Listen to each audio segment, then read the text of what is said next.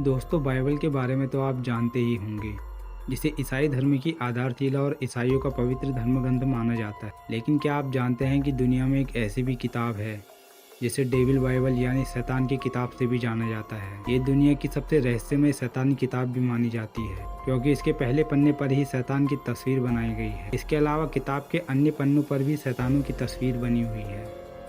इस रहस्यमय किताब को कोडेक्स गिगास के नाम से भी जाना जाता है, क्योंकि इसके बारे में आज तक ये पता नहीं चल पाया कि इसे किसने लिखा है। लोगों के मुताबिक इस किताब को महज एक रात में लिखा गया था।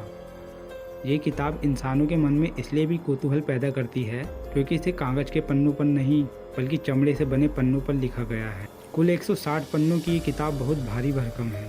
इसका वजन लगभग 85 किलो के आसपास बताया जाता है। इसे उठाने में कम से कम 2 लोगों की जरूरत तो पड़ती ही है। कहते हैं कि इस किताब के पीछे एक कहानी प्रचलित है। तो चलिए दोस्तों, डेविल बाइबल के बारे में विस्तार से बात करते हैं कि इस शैतानी किताब को एक ही रात में एक शैतान द्वारा कैसे लिखा गया।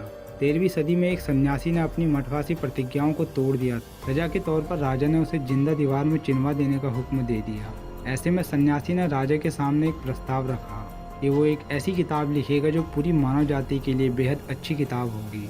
राजा ने सन्यासी की बात मान ली, लेकिन राजा ने उस सन्यासी के सामने एक शर्त रखी कि तुम्हें ये किताब एक रात में लिखनी होगी। वही बात किताब की करे तो वो किताब 160 चमड़ों के पन्नों से बनी हुई थी और उस किताब का वजन लगभग 85 किलोग्राम था।